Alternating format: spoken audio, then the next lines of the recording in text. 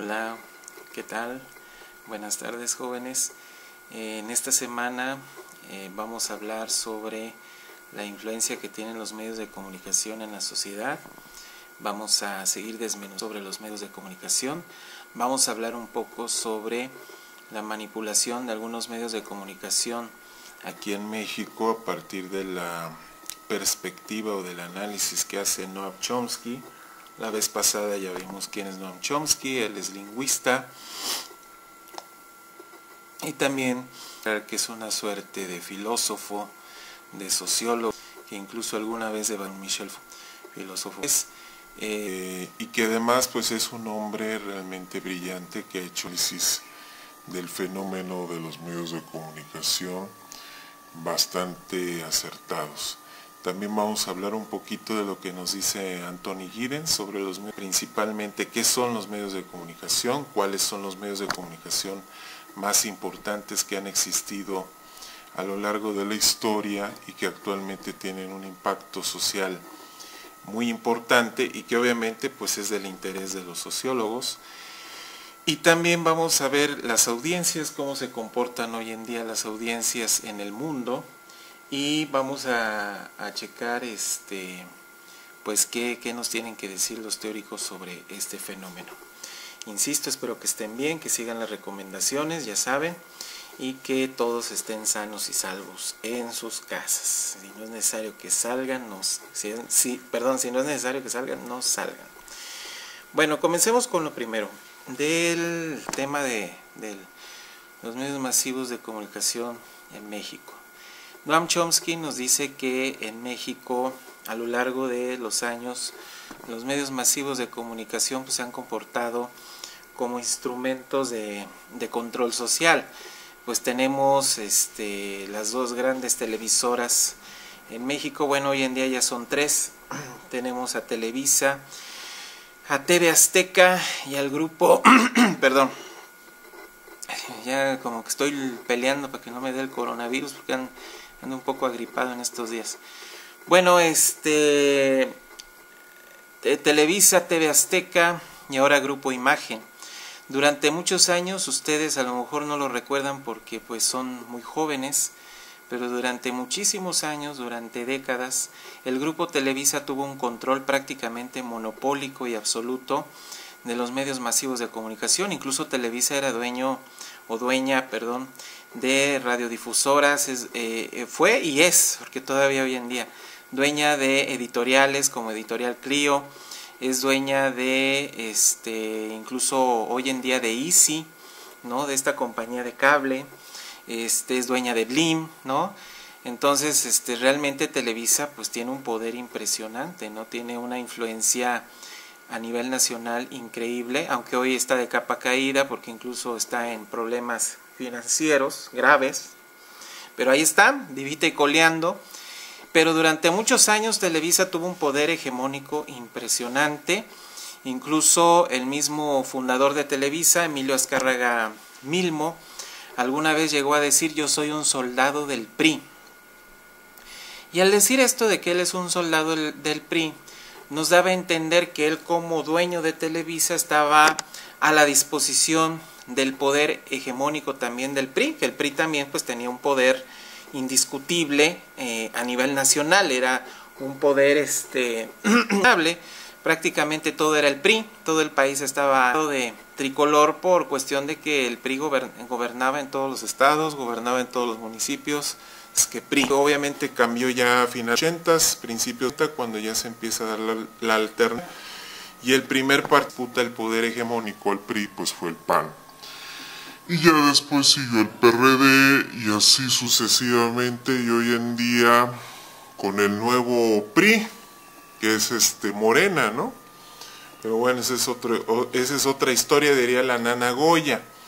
Bueno, entonces, pues así fue durante muchos años, ¿no? Televisa tuvo el poder hegemónico de los medios de comunicación. Azcárraga Milmo, él mismo se catalogó como el soldado del PRI. Y también incluso él llegó a declarar que Televisa servía para producir telenovelas, servía para producir programas como Sube Pelayo Sube, y La Carabina de Ambrosio y todos estos programas que corre el riesgo la persona que los vea que su coeficiente intelectual caiga a los suelos. Él decía, estos programas sirven para consolar a las clases trabajadoras, a los jodidos, así les llamaba él, no son palabras mías, yo estoy citando a Azcárraga Milmo, dice, estos programas sirven para consolar a los jodidos, porque los jodidos nacieron jodidos y se van a quedar jodidos y de ahí no van a salir nunca, por lo tanto hay que darles consuelo a través de estos programas de entretenimiento, así lo decía Azcárraga Milmo, y ahí refleja mucho esta ideología metafísica, de esclerosis metafísica que tenía en su cabecita Azcárraga Milmo, diciendo que el que nace pobre morirá pobre y siempre será pobre. Eso es un pensamiento metafísico, no dialéctico, y estacionado, pues estático, incluso se podría decir reaccionario, ¿no? Creyendo que el pasado va a seguir estando vigente hoy en el presente y en el futuro, que nada va a cambiar. Entonces ese era el pensamiento de Azcárraga Milmo, y desde entonces pues Televisa ha fungido como un medio de estupidización, de manipulación masiva. Después surgió TV Azteca y ahora más que nunca, acuérdense que ahorita la televisora consentida del poder pues es Televisión Azteca, ¿no? Eso es indiscutible. El señor Salinas Pliego, que es dueño de TV Azteca, pues prácticamente ha puesto la televisora a las órdenes del presidente. Entonces nos dice Noam Chomsky que Televisa, TV Azteca han cumplido un papel fundamental para manipular a la población, principalmente en cuanto a los asuntos políticos, ¿no? En cuanto a lo político, Televisa, TV Azteca han servido para colocar, para apuntalar a ciertos candidatos, por ejemplo a la presidencia. Se menciona por ahí en el escrito que les dejé de tarea, el artículo, el caso de Peña Nieto, ¿no? Como cuando él estuvo en campaña, pues prácticamente Televisa construyó alrededor de Peña Nieto todo un personaje, una imagen positiva, para obviamente que cuando fueran las elecciones en el año 2012, pues el candidato Enrique Peña Nieto estuviera bien posicionado y pudiera ganar las elecciones a la presidencia. Y creo yo que fue una estrategia muy inteligente, fue una estrategia que tuvo éxito, porque pues, efectivamente Peña Nieto llegó a ser el presidente de la República y del 2012 al 2018. Y posteriormente quien le construyó la imagen al siguiente candidato pues fue Televisión Azteca, en el caso con Andrés Manuel López Obrador, ¿no? Entonces vamos viendo cómo incluso entre las televisoras se van peleando los candidatos, ¿no? Yo le voy más al PRI, yo le voy más a Morena, yo le voy más a X o Y, al PAN incluso, ¿no? Entonces cada medio como que se va peleando esos cotos de poder.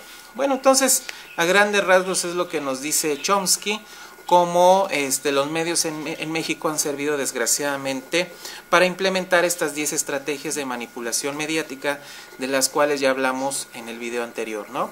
El principio de la gradualidad, el promover la mediocridad, la autoculpabilidad, el conocer más a las audiencias que lo que las audiencias se conocen a sí mismas, etcétera, ¿no? Y bueno, en cuanto a lo que nos dicen las teorías de las audiencias, precisamente hablando de este tema, aparentemente las audiencias, eso algunos teóricos lo llegaron a pensar, incluso sociólogos como Le Bon, que decían que las grandes masas, acuérdense que las audiencias son masas, por algo se llaman medios masivos de comunicación, porque estamos hablando que trabajan con masas. Bueno, según Le Bon, sociólogo, que hablaba de la sociología de masas, él era experto en ese tema, de esa área de la sociología, decía que las masas son estúpidas, pero hoy en día se ha descubierto que las audiencias, en cuanto se entiende como una masa, pues no son tan estúpidas como muchos podrían pensar. Antes se creían que las audiencias eran consumidoras pasivas de contenidos, de cultura popular, como la llama Anthony Giddens, en el siguiente tema del cual vamos a hablar. La cultura popular, somos consumidores pasivos de esa cultura popular. Pareciera que somos tontos y que no nos damos cuenta que los medios masivos de comunicación nos están imponiendo esa cultura popular, esa forma de ver el mundo, esa forma de interpretar la realidad. Probablemente mucha gente pues sí se cumple, ¿no? Hay mucha gente que no tiene criterio, hay que decirlo abiertamente y sin miedo a a equivocarnos. Realmente hay mucha gente que no tiene criterio, bueno, aquí entre paréntesis los chairos, ¿no? Y son ellos los que consumen pasivamente lo que les dicen los medios masivos de comunicación. Sin embargo, hay gente que tiene capacidad de agencia, eso desde un punto de vista weberiano, ¿no? Decía Weber, ok, sí, las estructuras sociales nos influyen, la superestructura ideológica, diría Marx, nos influye en nuestro comportamiento, pero también el ser humano tiene esa capacidad de agencia, de transformar la realidad, de transformar la cultura y de lograr un cambio social importante, ¿no? Claro que Marx lo veía desde un concepto colectivo, desde el concepto de clase social, pero Weber lo veía más desde el aspecto individual. El individuo tiene la capacidad de agencia y de transformar su realidad y de cuestionar la cultura, ¿no? Entonces hoy en día se ha observado que las audiencias pues no son tan tontas como se creía. Las audiencias hoy en día ya son más críticas. Las audiencias hoy en día ya tienen mayor capacidad de agencia, mayor capacidad de cuestionar las cosas. Y, por ejemplo, hoy en día pues ya muchos jóvenes, principalmente de la generación millennial, pues ya no se tragan entero el cuento que nos cuentan, por ejemplo, en Televisa, o en TV Azteca, o en Grupo Imagen, o en donde sea, cualquier medio, incluso en Internet, ahorita vamos a hablar del fenómeno de la Internet. Pues ya como que los jóvenes ya no se creen tan fácilmente lo que nos quieren vender los medios masivos de comunicación, ni siquiera los youtubers, ¿verdad? Lo que nos dice el Chapucero y toda esta caterva de servidores, Servimad y todos estos criados del señor presidente López Obrador, pues la gente ya no se lo cree, los jóvenes ya no se sienten inmediatamente atraídos o manipulados por lo que se transmite en esos medios masivos de comunicación. Hoy en día las audiencias son más críticas, incluso más exigentes. Aquí nos dice Giddens en su libro que los que trabajan con los medios masivos de comunicación conocen muy bien los gustos de la gente y tratan de crear productos a partir de esos gustos, ¿no? De esas necesidades sociales, de esas demandas sociales. Entonces hoy en día ya la gente ya no está en la televisión, por ejemplo, como estaba hace años, ¿no? Horas y horas sentados enfrente de un televisor. Hoy en día ya los jóvenes pues buscan las redes sociales, buscan el internet como un medio alternativo para informarse y consumen información y consumen productos de internet y ya no se dejan llevar por lo que la televisión reproduce de manera masiva, ¿no? Entonces, pues las audiencias hoy en día se comportan de manera un poco más inteligente, ya no son tan pasivas. Hoy en día ya exigen más, ya no se creen los cuentos de Televisa, entonces ya le apagan a la televisión y por eso hoy Televisa tiene una crisis de audiencia terrible, ¿no?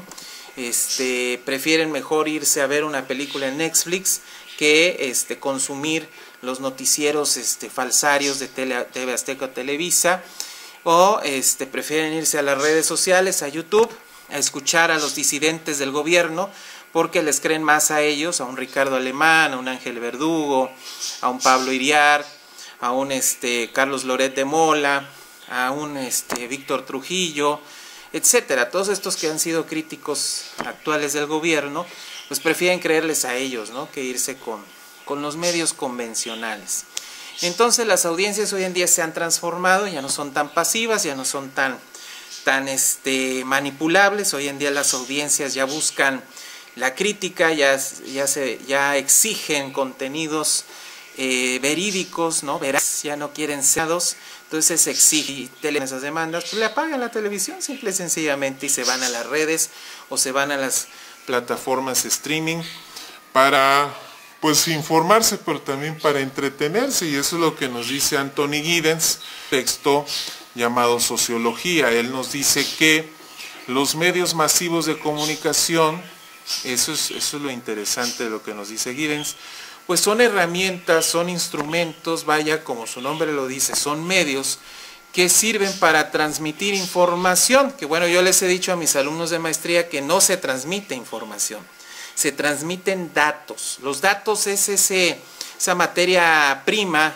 materia bruta, mediante la cual nosotros vamos creando esa información que posteriormente se puede convertir en un conocimiento que sea útil y que nos haga más sabios. Ese es el proceso realmente de aprendizaje del ser humano. Primero adquirimos datos y esos datos, una vez que los interpretamos, se convierten en información. Por eso la televisión no nos transmite información, ni el internet, nos transmiten datos, y ya nosotros con nuestra capacidad cognitiva, con nuestro contexto cultural, nuestros valores, nuestras creencias, conocimientos, a esos datos le damos una interpretación, y esa interpretación de los datos se convierte en información útil para nosotros como seres humanos. Entonces, pues son eso, los medios masivos de comunicación, son medios que permiten transmitir datos que posteriormente interpretamos, se convierten en información, y que a lo largo de la historia se han ido transformando y han ido evolucionando. Incluso Giddens tiene esta tesis, dice que los medios masivos de comunicación no solamente sirven para transmitir datos y convertirlos en información, sino que también sirven para entretener, en algunos casos. Los medios masivos de comunicación, aquí viene el ejemplo del niño Víctor, que dice, aquí viene la frase, me gustaría leerla, que me parece interesante. Dice, hace mucho tiempo no había juguetes y todo el mundo se aburría, dice el niño Víctor, de 8 años. Después llegó la televisión, pero también nos aburrimos. Querían controlarnos, así que inventaron los videojuegos, ¿no? Fíjense el razonamiento de un niño de 8 años, inglés, porque estamos hablando que Giddens habla en su contexto, él es británico, y él habla de un ejemplo de un niño cuando declaró esto, ¿no? Fíjense que el niño nada tonto interpreta las cosas, ¿no? Tiene una capacidad de interpretación y de análisis interesante para ser un niño de 8 años. Entonces estamos hablando de que el niño dice, pareciera que los medios fueron creados para entretenernos, porque el ser humano se aburre con facilidad, ¿no? Antes la televisión era lo que nos entretenía y nos hacía sentarnos hasta 6 horas en la tarde, ¿verdad? Viendo telenovelas, viendo programas de entretenimiento, familiares, y ahí estaba la familia reunida. Hoy en día ya la tele ya no nos llena, ya nos cansamos, ahora nos vamos al internet para no aburrirnos, ¿no? Vamos a YouTube o vamos a las plataformas de streaming como Netflix, o vamos al Facebook, ¿no? A chismear ahí con los amiguitos, y incluso de política, ¿no? Chismear de política, de cultura, de lo que ustedes quieran y gusten, ¿no? Ahora con el famoso coronavirus, pues es el tema de moda. Entonces todo el mundo habla del coronavirus en las redes, se hacen memes. Ahora es el meme, una nueva herramienta para transmitir las ideas de la gente, el mensaje de que la gente quiere hacer llegar a los demás. Entonces, ahora es la nueva forma de entretenernos, para que no nos vayamos a aburrir, dice el niño Víctor, pero también dice, nos querían controlar y por eso crearon los videojuegos. Fíjense qué interesante reflexión.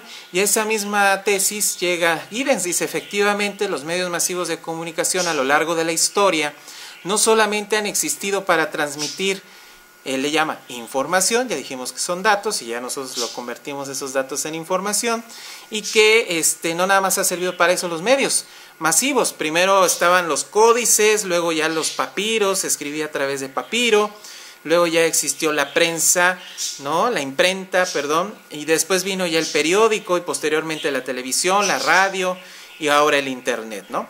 Dice, no solamente ha servido para transmitir esos datos y mantener informada a la población, los medios masivos, o para entretener, como dice Víctor, también han servido para controlar, para gobernar incluso, y nos pone el ejemplo del Imperio Romano. Dice, durante el Imperio Romano, cuando existió el Gran Imperio Romano, los emperadores se dieron cuenta que una forma de mantener control sobre los grandes territorios que conquistaba el imperio, pues era manteniendo una comunicación fluida a través de la transmisión de órdenes o de disposiciones mediante el papiro, mediante la hoja escrita, mediante la hoja impresa.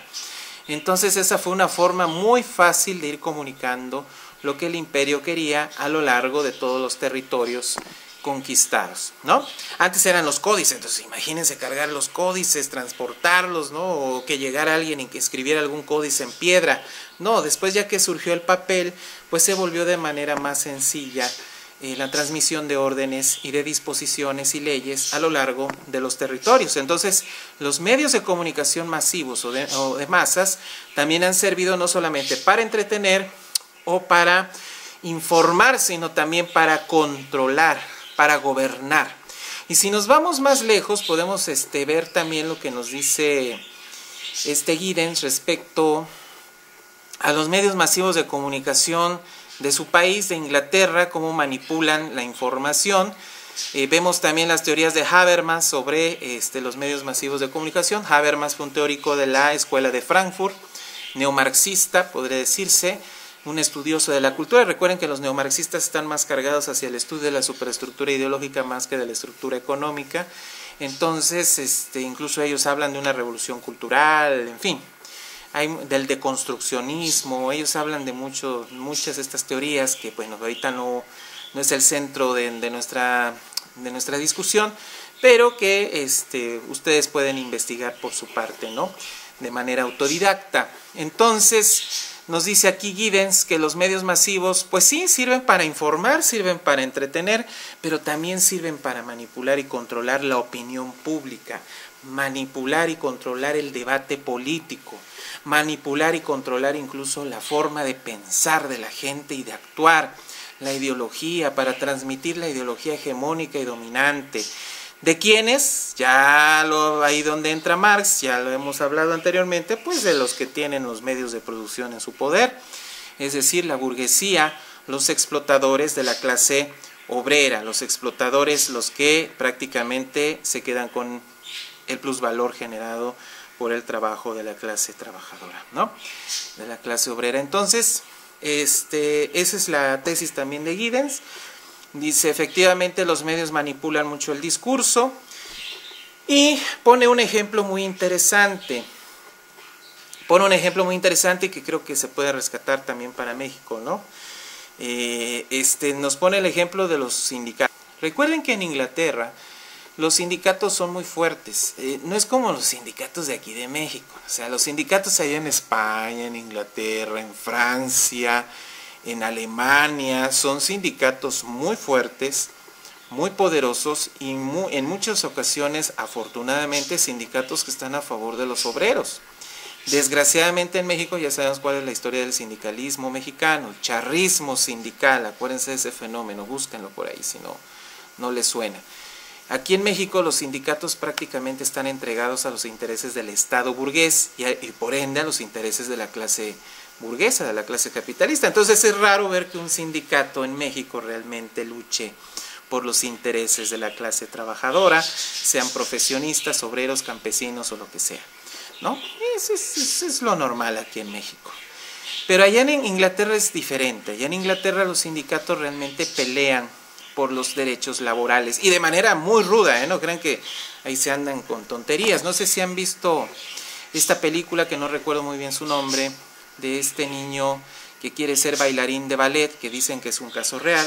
No me he puesto a investigar si es cierto, pero es un niño, es prácticamente una película entre musical y realista, ¿no? Y quiere ser niño ballet, lucha por ello, pero detrás de esa historia, Billy Elliot creo se llama la película, sí, Billy Elliot. El hermano y el papá estaban en un conflicto laboral, el sindicato, luchar por los derechos de los mineros. Había una huelga minera, entonces en aquella época, ¿no? Que Billy Elliot era un niño. Entonces estaban peleando ferozmente por, me parece, incremento salarial, en fin, una serie de prestaciones, de protecciones que no tenían los mineros en ese momento, que trabajaban en condiciones realmente pésimas. Ustedes saben muy bien que la minería es una de las actividades más tremendas, más terribles, porque los mineros sufren de una manera realmente lamentable, condiciones laborales infrahumanas, draconianas, ¿no? Prácticamente los mineros tienen que sufrir, incluso están bajo riesgo todo el tiempo. Entonces eso nos dice la película. Había un conflicto ahí laboral y pues el sindicato luchó, ¿no? De manera aguerrida por el aumento, me parece, salarial, que ese era el conflicto, ¿no? Y las mejoras en las condiciones laborales de los mineros ingleses. Bueno, pues eso aquí en México es difícil, ¿no? Aquí si hablamos de la minería, pues tenemos al Chapito, ¿no? ¿O cómo le llaman? Napito, perdón. Bueno, casi lo mismo, Chapo, el Napo, los dos tienen control de la Cuarta Transformación. Entonces, aquí el Napito durante muchos años tuvo el control de cierto sector minero, ¿no? Y pues realmente él no veía por los intereses de los mineros, sino por sus propios intereses. y ahora está en la 4T, ¿no? Fíjense, ¿no? Pero ya estamos combatiendo la corrupción. Bueno, el caso es que allá en Inglaterra, el tema es, según Giddens, ahí los sindicatos son aguerridos y luchan por los derechos laborales. Pero ¿qué es lo que hacen los medios masivos de comunicación? Manipulan el discurso y dicen, ah, no, estas huelgas innecesarias, que nadie las quiere, esas huelgas que son, incluso aquí viene los términos que utiliza Giddens, bueno, no Giddens, sino que más bien Giddens rescata de los medios de comunicación de su país, y que realmente es lamentable, ¿no? Cómo se expresan de las huelgas mineras. Dice, son problemas, son radicales, son huelgas sin sentido, ¿no? Así los medios masivos de comunicación ingleses, ¿no? Entonces ahí vemos cómo los medios van actuando como instrumentos de manipulación de masas. Y el internet no se queda atrás, no solamente la televisión o la imprenta, hoy tenemos el internet que también juega un papel de manipulación de masas. Hoy en día a través de las famosas redes sociales también los gobiernos pueden manipular, las empresas también pueden manipular. Acuérdense que finalmente el afán de las empresas es vender, y esa es otra función masiva de comunicar, ¿no? No olvide eso. Marx decía, la economía es lo primero, no se olvide eso. Ajá, entretener, que es parte de la cuestión superestructural, informar, se oye muy bien, ¿no? Inclusive manipular las creencias, sí, pero antes que eso, lo que le importa al gran capital mundial es vender. ¿Vender qué? Mercancías. ¿Por qué? Porque eso les permite acumular más capital y que se siga reproduciendo el sistema capitalista con relaciones sociales de producción de tipos del tipo de explotación, ¿no? O sea, entonces ese es el objetivo también de los medios masivos de comunicación, vendernos hasta lo que menos se imaginan, ¿no? Porquería y media, y nosotros vamos y compramos. Incluso no sé si ustedes recuerdan el programa de En Familia con Chabelo. Finalmente, ¿qué nos vendían ahí? O Siempre en Domingo con Raúl Velasco. La gente creidota, ¿no? Ay, no, es para que los artistas nos entretengan, y la del Chabelo es para que los niños se entretengan. No, no tanto así. Perdón, voy a tomar este refresco. No tanto así, en realidad lo que se busca es vender. ¿Qué hacía Chabelo? Vendía juguetes, incluso muebles, ¿no? Los muebles troncoso, ¿no? Aparatos de televisión y demás.